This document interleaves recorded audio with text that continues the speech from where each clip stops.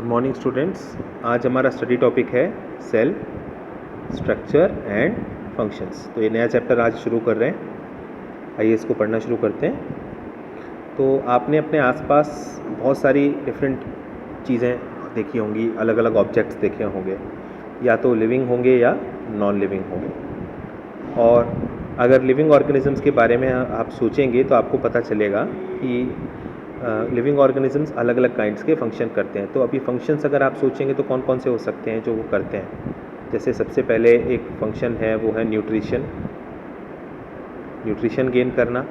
उसके बाद फिर न्यूट्रिशन के बाद फिर क्या होगा, रेस्पिरेशन करना, उस फूड को डाइजेस्ट करके केमिकल रेस्पिरेशन के थ्रू एनर्जी में कन्वर्ट करना, रेस्पिरेशन। उसके बाद फिर क्या होगा, सर्कुलेटरी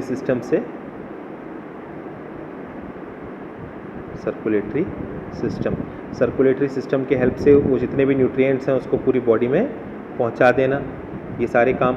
उसके बाद जो वेस्ट प्रोडक्ट्स आपकी बॉडी में जनरेट हो रहे हैं उनको एक्सक्रीशन के हेल्प से बॉडी से बाहर निकाल देना। एंड रिप्रोडक्शन भी आप होते हुए देखोगे। तो मतलब ये कि बहुत सारे अलग अलग काइंड्स के जो फंक्शंस हैं वो आपको किसी भी एक लिविंग ऑर्गेनिज्म में देखने को मिल सकते हैं। Different sets of organs perform the various functions you have listed. तो जो फंक्शंस अभी आपने बताए ये अलग अलग जो ऑर्गन्स हैं वो करते हैं। इस चैप्टर में आप पढ़ेंगे अबाउट जो बेसिक स्ट्रक्चरल यूनिट है हमारी लाइफ की, जिसको हम सेल बोलते हैं। तो इस चैप्टर में आप सेल को देखेंगे, सेल के बारे में पढ़ेंगे। देखिए, हम सेल को बेसिक स्ट्रक्चरल यूनिट क्यों कहते हैं, क्योंकि जो हमारी बॉडी है उसमें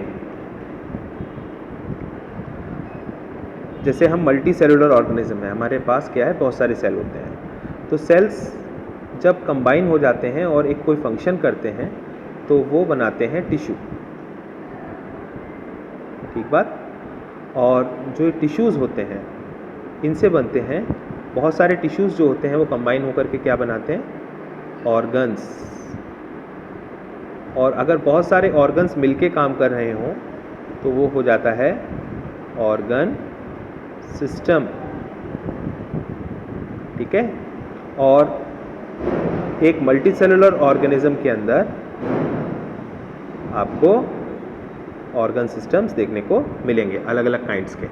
तो इस तरह से एक ऑर्गेनिज्म के अंदर आपको ऑर्गन सिस्टम्स देखने को मिलेंगे। ऑर्गन सिस्टम्स में ऑर्गन्स होते हैं और ऑर्गन्स को बनाने वाले अलग अलग टिश्यूज़ होते हैं और टिश्यूज़ को बनाने वाले सेल होते हैं। इसीलिए जो सेल होता है इसको हम क्या कहते हैं, हम सेल को कहते हैं basic building unit of life. Cells को आप ईंटों से कंपेयर कर सकते हो। तो जैसे कि ब्रिक्स को जोड़ करके बिल्डिंग बनाई जाती है, ऐसे ही सेल्स को असेंबल करके बॉडी बनाई जाती है किसी भी एक ऑर्गेनिज्म की। सेल्स की जो डिस्कवरी है, सेल की जो डिस्कवरी है वो किसने की थी, वो रॉबर्ट हुक ने की थी 1665 में। रॉबर्ट हुक ने एक सिंपल सा माइक्रोस्कोप बनाया था अपने लैब में ही, और उस माइक्रोस्कोप के हेल्प से वो कॉर्क को देख रहे थे। अब कॉर्क क्या होता है, कॉर्क जो प्लांट्स होते हैं, बड़े ट्रीज़ होते हैं, इन ट्रीज़ की जो बार्क होती है, जो बाहर उसके तने पर प्रेजेंट होती है, उस बार्क का ही पार्ट होता है कॉर्क। तो जब कॉर्क की बहुत पतली पतली स्लाइसेस उन्होंने काटी और उन स्लाइसेस को उन्होंने अपने माइक्रोस्कोप से देखा तो उन्होंने देखा बहुत सारे अलग अलग कंपार्टमेंट्स वहाँ पर प्रेजेंट थे। आप देख रहे हो, ये देखो कंपार्टमेंट हैं, ये देखो अलग अलग कंपार्टमेंट या अलग अलग कमरे आपको दिखाई दे रहे होंगे, ठीक है। इन कंपार्टमेंट्स को क्या कहा गया, these compartments were termed as cells. तो याद रखने वाली बात यह है कि ये जो जितने भी सेल्स उसने रॉबर्ट हुक ने देखे ये सारे के सारे डेड सेल्स थे, अंडरस्टैंड। तो उन्होंने ये भी देखा था कि जितने भी सेल्स हैं ये वॉल से एक दूसरे के साथ से अलग हो रहे हैं। तो जैसे ये एक सेल है और ये दूसरा सेल है, तो बीच में क्या है, आप देखो वॉल प्रेजेंट है। तो वॉल के हेल्प से ये सेल्स जो है एक दूसरे से सेपरेटेड भी थे।